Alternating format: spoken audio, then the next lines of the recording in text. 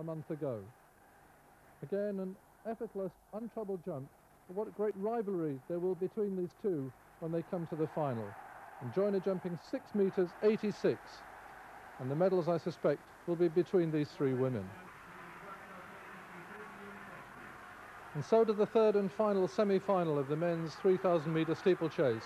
It's an Italian in the lead. It's Boffi. An Italian won the first semi-final. Francesco Panetta looking very relaxed. 8 minutes 16.08, very fast. Kip Kemboi of Kenya won the second semi-final. And now they know that there are 4 definitely to qualify. The first 4 home will go through to the final, plus the 3 fastest losers. There are just 2.5 laps to go. And it's a strong field. In fact, the steeplechase has got one of the strongest fields in the World Championship. It includes Patrick Ilg, the reigning world champion from West Germany, who's currently in 5th place. But there the leader is Franco Boffi from Italy, and the Italians have looked very strong in all 3 steeplechase semi-finals. They've gone out from the front and really imposed themselves, and of course the crowd here loving it. The storm clouds around the stadium giving a very Wagnerian feeling to this evening.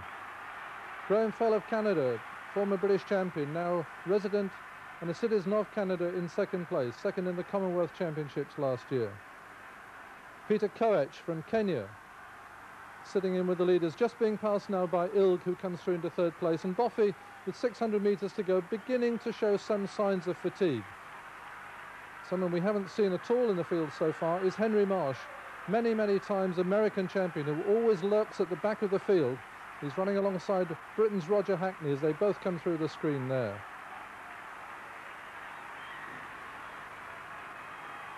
I think that jump into the water jump is very refreshing this evening. But Boffi beginning to tire. And now Ilg decides to take up the running.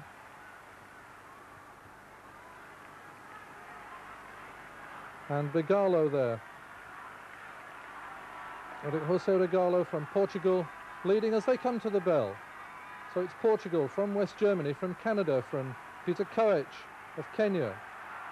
And Patrice Ilg, always looking dangerous. Since he won the world title 4 years ago, he's had a lot of injury problems.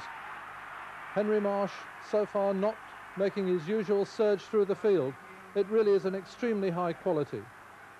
And some good camera work from our friends at Italian television. So Ilg strikes the front, but he's not really cut loose yet.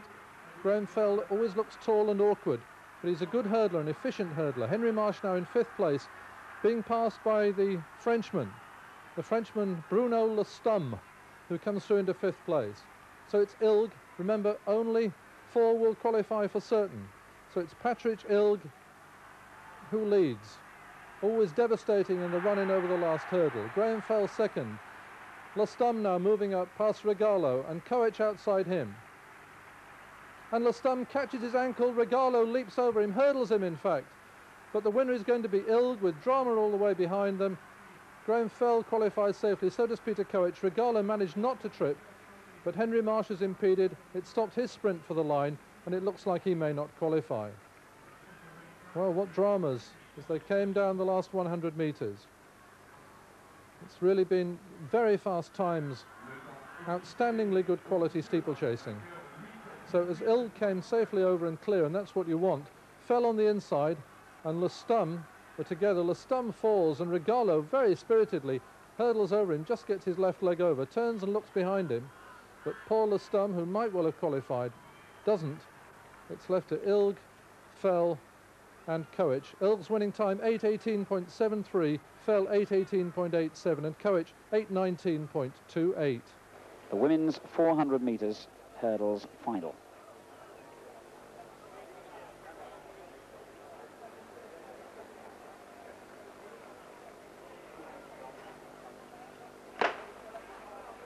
Good clean start, and a fairly even one too. Sandra Farmer of Jamaica was possibly the first to rise, but those 2 blue-vested East Germans going very well indeed. And Helander, the young Finn, has also run well over the first 150 metres.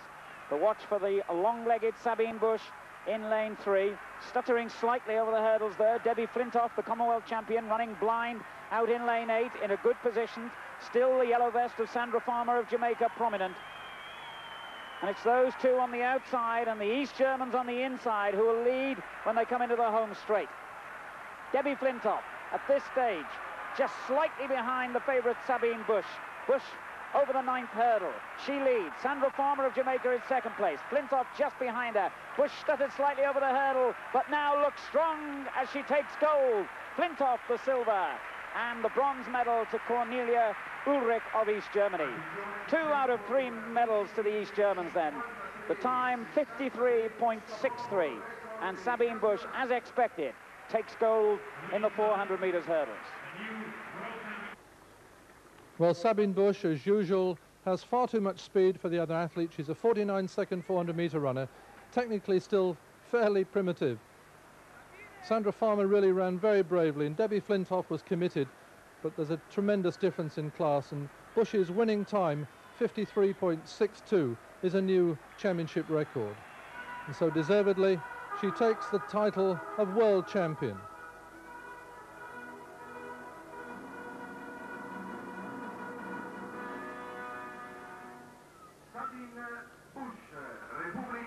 So it's Sabine Bush 53.62, Flintoff 54.19, Ulrich 54.31, and Sandra Farmer a national record 54.38. Now the men's 400 metres promises to be the contest. Roddy Haley of the United States is drawn on the inside, and believe it or not, for an American, one of the slowest qualifiers. Roberto Hernandez of Cuba, still only 20, second in the World Junior Championships last year. Then one of the favourites, the European record holder, he set it only 3 weeks ago, will be Thomas Schönleber of East Germany.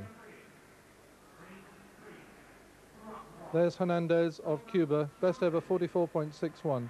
Schönleber now. Deceptive runner, never looks under pressure and produces some wonderful times, a great competitor. Gabriel Tiako of the Ivory Coast, not running as well now as he has in previous years, but still to be feared. But this man should start favourite. From Nigeria, the oldest in the race, but only 25, Innocent Egbunike, 44.17, the 4th fastest in history. Small man, only 5'8". And Derek Redmond from Great Britain, 22 years old today. What a way to celebrate if he could come back with a medal. The pre-race favourite, pre-championship favourite was Butch Reynolds of the United States, 44.10, the 3rd fastest in history. But he's suffering from diarrhea and a head cold and not in the best of form. And on the outside, the Kenyan, David Kitur.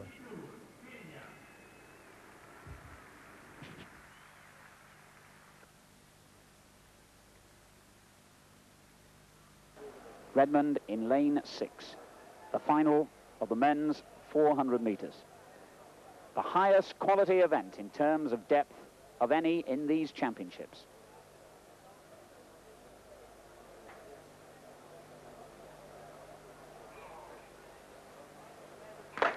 Redmond's plan is to go out hard, to run his life for the first 300 metres and hope that he holds on. He knows that Egbunike will be just behind him, and Egbunike has made a magnificent start too. Those two ahead of the rest, but watch for Reynolds, of course, the fast finishing American in lane 7. Don't be deceived by the fact that his first 200 hasn't been as fast as those two in front of him.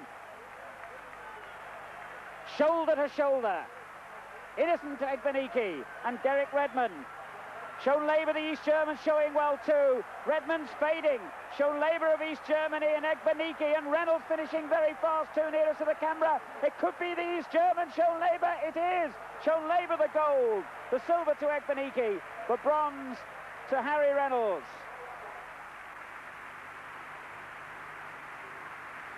And what a wonderful performance there by Thomas Schönleber. Unsuspected, he came from the 3rd lane to a new European record time.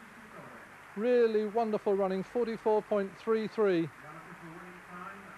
Egbunike had launched himself along with Redmond over the first 300 metres, but as he came down the straight, his head went back and he really felt the pain, and it was Schönleber who'd better distributed his effort with about 21.7 over the first 200 metres, who was still keeping his leg speed down the home straight He's terribly tired now, but terribly happy. Look at them here. Egbunike with that low arm action. His head is going back, his chin's going up in the air. Reynolds in lane 6 has left it far too late.